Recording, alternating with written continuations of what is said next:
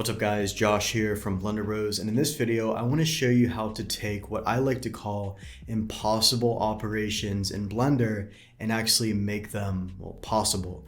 Now this example that you see on the screen right now is what I call an impossible operation. You cannot perform this in a polygon-based modeling software. You would have to use something like a CAD software to do this, but there are workarounds to get the solution that you want. So let's go ahead and hop right into the video.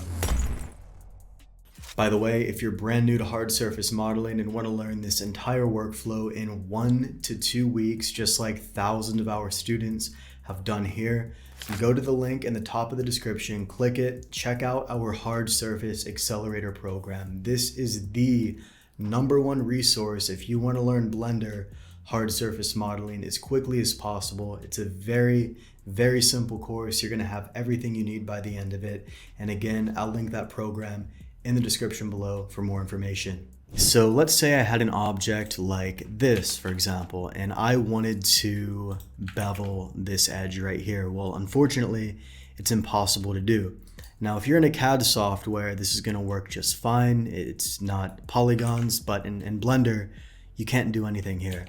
So a nice and easy workaround for this is you can actually, well, first let me explain why this won't work. The reason is there's no edge for this bevel to follow along with. It can only follow along, one of these edges here.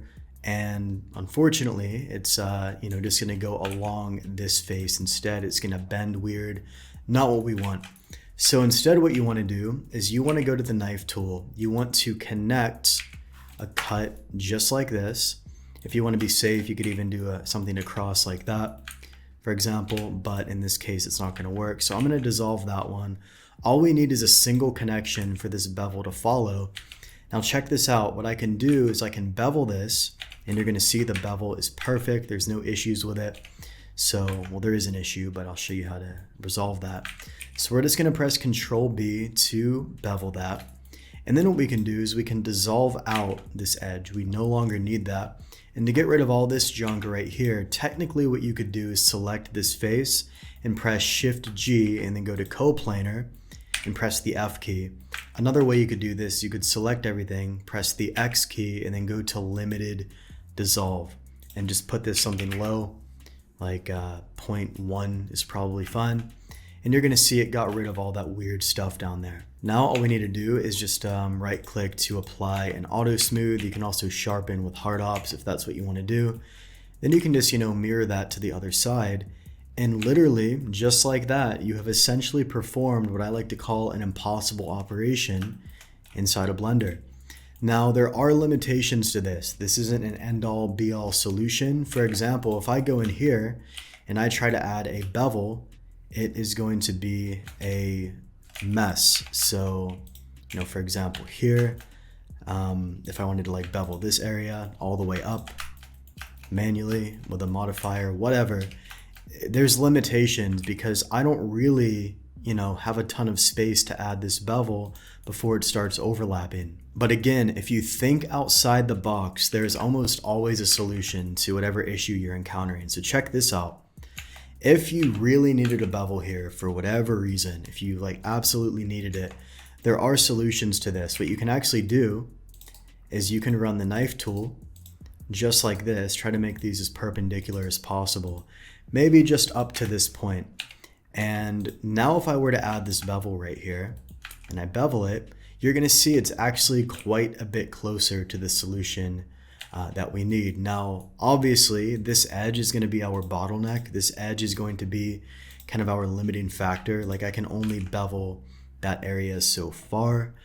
There are limitations. So if you wanted to, you could start merging these things together. You could merge this here, merge that here. That is going to disrupt the curvature a bit. But, the plus side here is now you have, I'll just slide this up a bit. Now you at least have a little bit of space to kind of, add in whatever bevel you want. So yes, there are limitations to this workflow. It's not going to be perfect. And if you need super clean topology, good luck with that. But if you're just going for a hard surface modeling workflow like you would do in CAD, this is a nice and easy way to solve that problem. Now, if you're just going for a render, then this is a situation where you could just use a bevel shader. So obviously right here, if I add a bevel, it's not gonna work. But if you're just going for a render, you can literally use a bevel shader. So if I go to Material Works, for example, and I add in a bevel shader, you're gonna get the bevel because it's procedural. So I can even increase the size of this bevel, not too far, but maybe to about there.